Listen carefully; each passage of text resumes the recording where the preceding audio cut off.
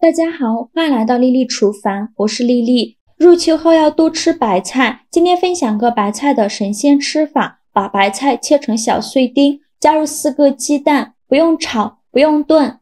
出锅外酥里嫩又拉丝，饭店一盘卖58，在家做成本不到5块。一起来看看我是怎么做的吧。首先准备一个这样的娃娃菜和4个鸡蛋，我们先把鸡蛋放一旁备用，接着来处理娃娃菜。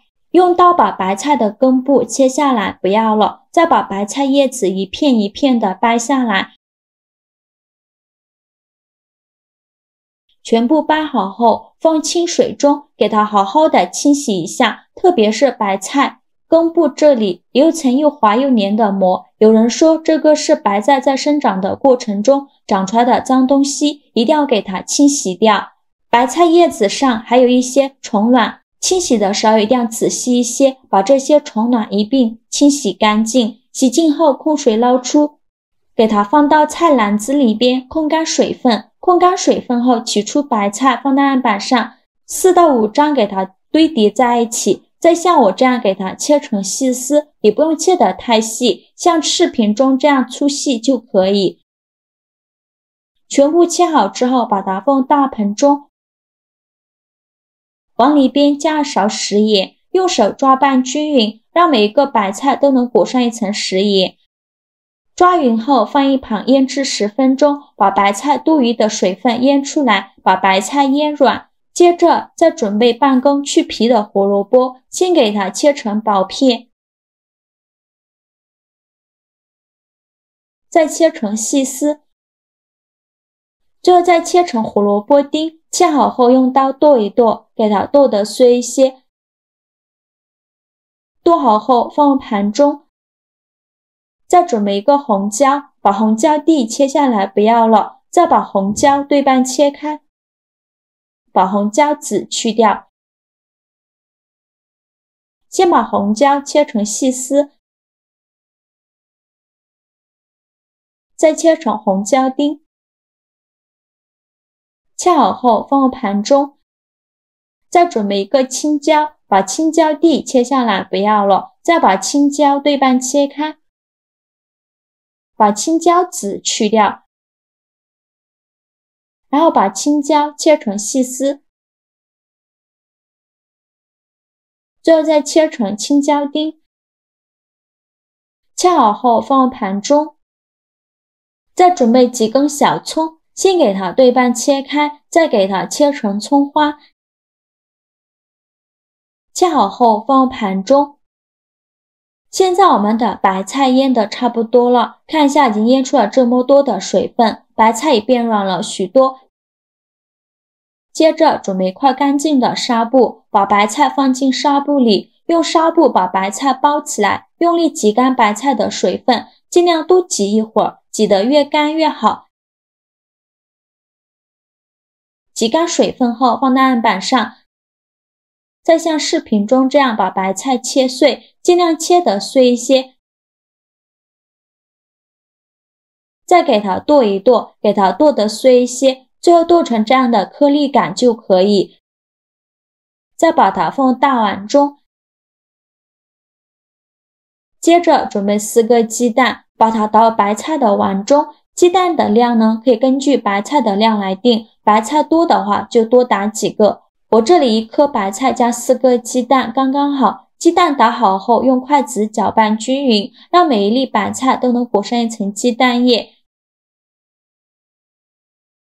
搅匀后，再加入刚切好的配菜，把胡萝卜丁、红椒丁、青椒丁和葱花放进来，再来调一下味，加一点点食盐，加上的胡椒粉，其他的任何调味料都不用放，继续用筷子搅拌均匀，让所有食材充分混合在一起。我每天都在用心的教做菜，这个视频麻烦您帮忙点个免费的小红心，下次不会做还能找到我，非常感谢大家的支持。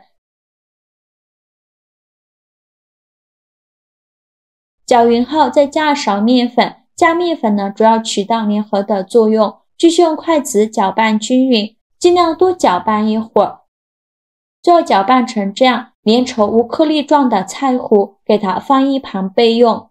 店名称提前预热，倒少许食用油，用刷子刷均匀，底部和锅盖都给它刷上食用油，防止粘连。油热后，再倒刚调好的菜糊，用铲子铺平铺均匀，把表面整理平整，摊成一个鸡蛋饼的形状。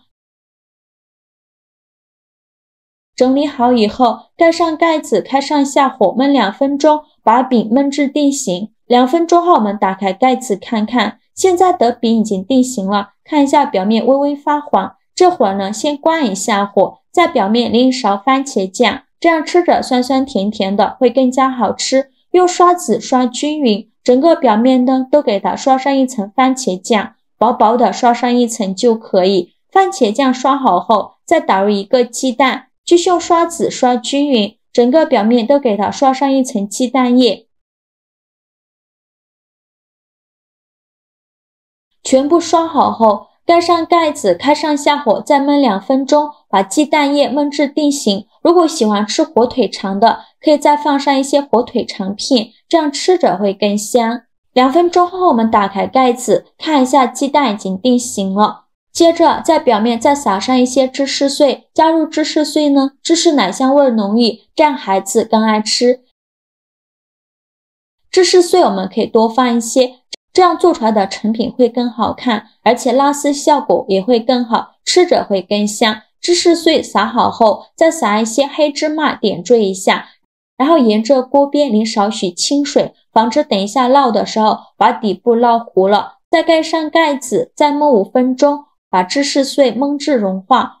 5分钟后，我们打开盖子，哇，好香啊！白菜的清香味和芝士的奶香味扑鼻而来。看一下现在的芝士碎已经融化了，像这样就说明已经可以了。再利用一个大一点的盘子帮助它出锅，直接放在案板上。为了方便食用，给它切成小块，这里想怎么切就怎么切。我给它切成了3角块，切的时候呢，表面的芝士碎拉丝效果很好，中间的蔬菜饼非常的鲜嫩，外焦里嫩。切好之后装入盘中就可以美美的享用了。像这样非常好吃的白菜鸡蛋饼就做好了，色香味俱全，看着是不是很有食欲？用白菜和鸡蛋这样做的早餐饼，外酥里嫩，咸香拉丝，加了番茄酱，还有酸酸甜甜的口感，加了芝士碎，还有浓浓的芝士奶香味，用来当早餐真的很不错，非常的营养又美味，而且几分钟就能解决全家人的早餐，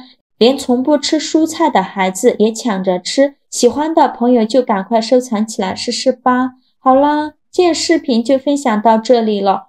我每天都在用心的教做菜，这个视频麻烦您帮忙点个免费的小红心，下次不会做还能找到我，辛苦大家了。我们下个视频见，拜拜。